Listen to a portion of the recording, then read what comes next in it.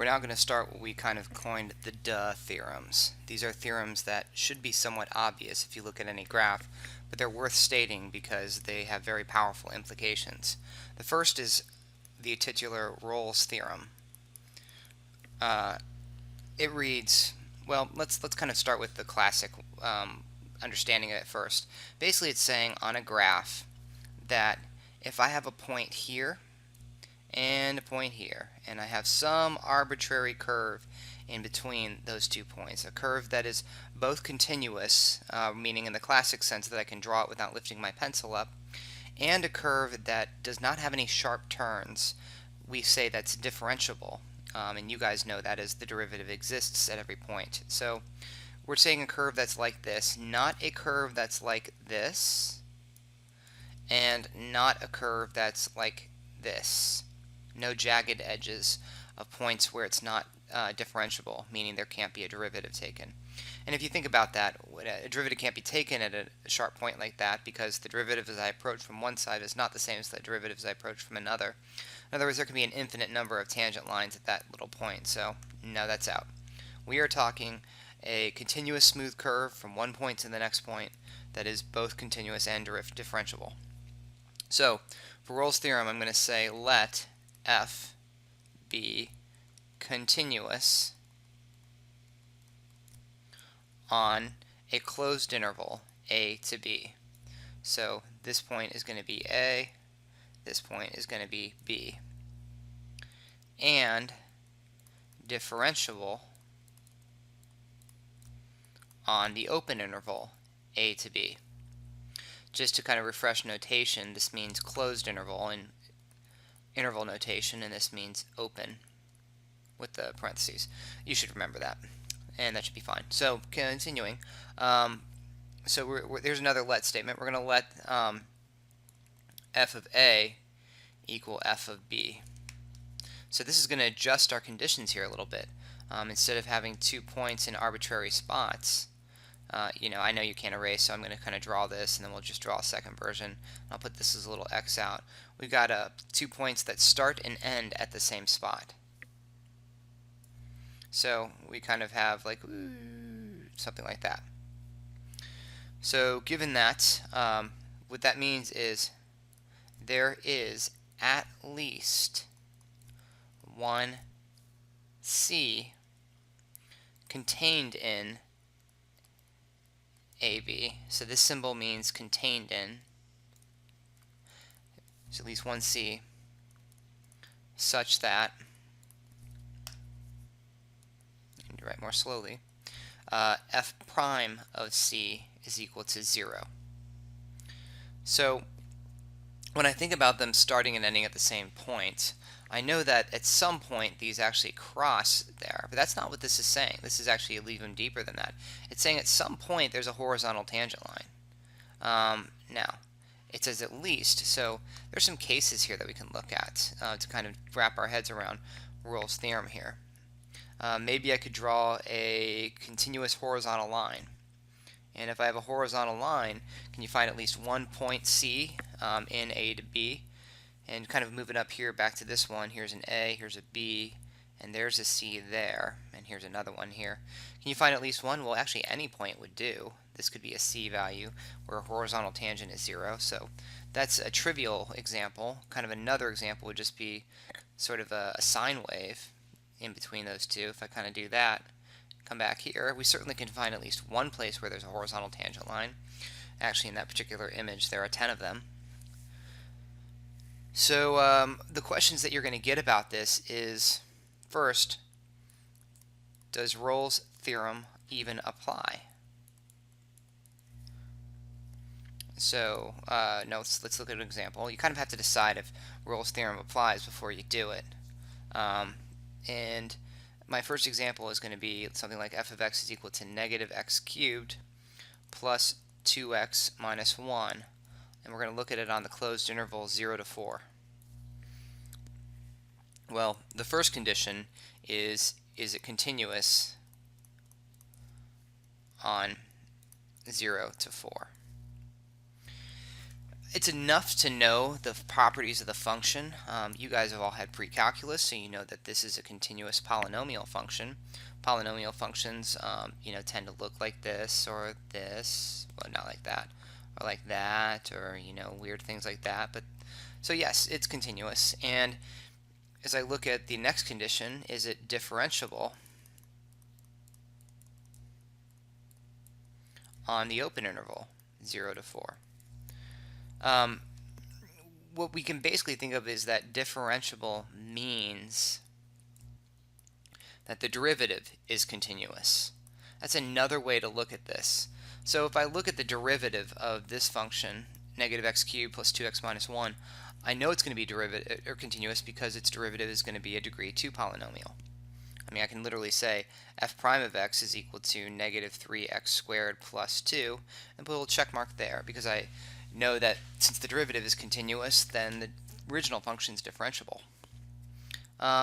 And part C, the last condition we have to check. I just need to check that f of 0 is actually equal to f of 4, that my starting and ending values are the same. F of 0 is negative 1, and f of 4 is negative 64, plus 8 minus 1. That is a big fat no. So we'll just do check, check, and x. Nope.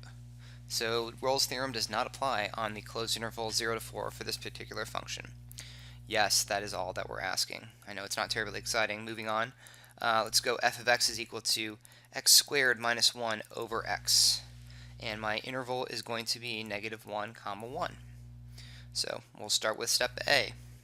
Is it continuous on the closed interval negative 1 to 1? You can look at that and we can think, okay, so this is a rational function. It has points of discontinuity. It actually has areas of discontinuity.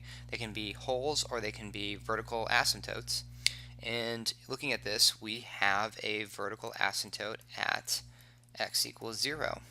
In other words, f of 0 does not exist. And since f0 is contained in negative 1 to 1, or negative 1 to 1, this is not continuous.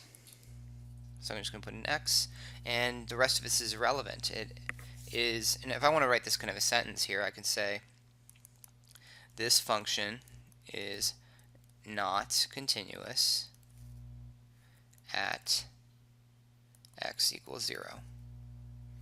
And I can even put a reason, because f of 0 does not exist. And that's a good enough reason to kind of say Rolle's theorem doesn't apply if you had to write a sentence out. Okay, next one. F of x is equal to x squared minus 5x plus 4. As AP's honor students that you guys are, regardless of if I say the interval, you guys should be able to look at that and know precisely that this thing is going to be both continuous. So condition A, we're just going to put a yes. Condition B, we're going to put a yes. Now, these are the conditions that I'm using up here. There's no standardized ABC. I'm just doing this to shorthand. It is continuous and differentiable. It is continuous because it's a polynomial, and it's differentiable because f prime of x is equal to 2x minus 5, and that's just a line which is also continuous at every point. So its derivative is continuous, which means its derivative exists at every point, yada yada yada. Lastly, I just want to check that f of 1 is equal to f of 4. And quite simply, the easiest way to do that is to look at that polynomial and know that it factors into x minus 4 and x minus 1. So both 1 and 4 are zeros. So 0 does equal 0. And yes, Rolle's theorem applies. So check, check, check, and yes. Rolle's theorem applies. Okay. The next step, after you decide that Rolle's theorem applies, is to, and I'm going to put this as question 3b, which means there needs a question 3a, so we're just going to put that little a in there. Okay. Find a c value such that f prime of c is equal to 0. So this could be a now question. Once you establish Rolle's theorem applies, then find that particular c value. Well, this is really easy because we've already found the derivative. Basically, I want to find so we know that f prime of x is equal to 2x minus 5. So I just basically want to set 2x minus 5 equal to 0. I'm actually going to write 2c minus 5 equals 0 so that I can find that c value. And I get c is equal to 5 halves. So that's it. Basically, at x equals 5 halves, we have a horizontal tangent. This is not terribly different from what we've been doing, but it is a way to think about functions now, and that's kind of the different part of it. So, to review, you first need to establish, does Rolle's theorem apply? You might have questions about that. And then once you have it, to find that c value, we just set the derivative equal to 0. Okay. Next theorem. If you looked at the section title, you'll see that you have a few more theorems. This next one is just called the mean value theorem. This is exceedingly important. So this kind of goes back to the original graph that I was sort of drawing. This is a generalization of Rolle's theorem. Rolle's theorem is a specific case. This generalizes, and what we kind of say is that if we have a function going from here to here, and I want you to think about this, if I connect those 2 points, I have an average rate of change. What the mean value theorem says that somewhere in there, somewhere in A to B, there must be at least one point where the instantaneous rate of change, meaning the tangent line, is equal to the average rate of change. You guys all, except for one of you, had Mrs. Manton last year, and I know you talked about this because Mrs. Manton and I conferred about this. And we established it was going to be important for you guys to know the difference between an average rate of change versus an instantaneous rate of change. And the difference quotient, meaning the derivative, gives you the instantaneous because it's a limit as you approach a point, whereas the average rate of change connects 2 points. So the formal theorem states if f is continuous on the closed interval a to b and differentiable on the open interval a to b, there exists, sorry, I'm using my notation and you guys can't be here to yell at me, so that means that there exists a c value in the open interval a to b such that f prime of c, meaning the derivative at that c value, is equal to the rise over the run, meaning the slope or the average rate of change of the endpoints. So back to what this means with this kind of notation here. This means the instantaneous rate of change is equal to, and this, if I can highlight, means the average rate of change. So there must be a point where the instantaneous rate of change is equal to the average rate of change. Putting it more succinctly than even that, it's a point where the derivative is equal to the change in y over the change in x. And we can kind of think about this change in y over the change in x as being sort of a mean value. So we got this. That's kind of why it's called the mean value theorem. There must be one point in here where the tangent line has the same slope as connecting the dots. Like before, I'm going to go question 4. We have questions on can you use the mean value theorem? Can you even apply it? Well, the conditions for doing this are much more simple. I'm going to give you an example. F of x is equal to x to the 4th minus 8x. We're going to do this on the closed interval 0 to negative 2. And my conditions are, first, is it continuous? And that's a yes because it's a polynomial. Second, is it differentiable? Well, f prime of x is equal to 4x cubed minus 8. And that is also a polynomial, so yes, the derivative is continuous, so the function is differentiable. So yes, we can. That's it. We don't have to do a third check. I can use the mean value theorem. I just need to know that's continuous and differentiable. Like before, I'm going to erase this and put a 4a, and we're going to now call this a 4b. Sorry. 4b is basically going to be to find c such that, oh, I threw another symbol out at you. Oh, go ahead and cry, Amelia. Find c such that f prime of c is equal to f of b minus f of a over b minus a, meaning instantaneous equal to average value. Well, to do that, let's go back to the original 2 points. I know that I'm doing this on the closed interval from 0 to 2. So basically I want to find what f of 0 is and what f of negative 2 is.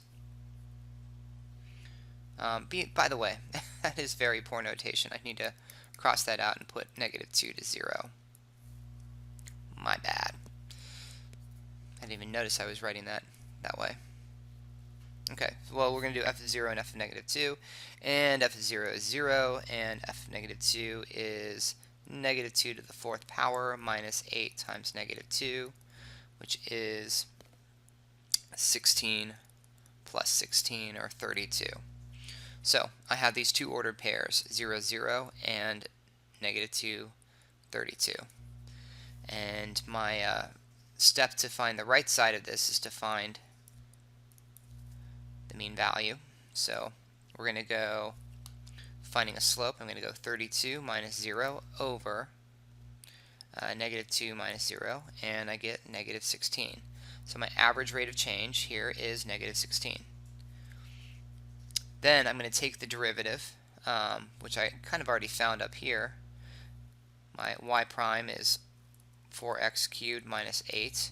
I'm just going to set the two of them equal to each other. And I'm going to do this in a way that I'm not overusing the x. So I'm actually going to say 4c cubed minus 8 is equal to 16. And so then I have 4c cubed is equal to 24, or c cubed, let's see, is that right? Oh, negative 16. I knew I messed up here. Is equal to negative 8. Then I have c cubed is equal to negative 2, or c is equal to the cubed root of negative 2, which is going to simplify to negative cubed root of 2. Or if you want to say negative 2 to the 1/3, I don't care. But that negative should be out of the radical in order to truly be simplified. So we found it, and that's all you have to do. And that's all I'm going to do.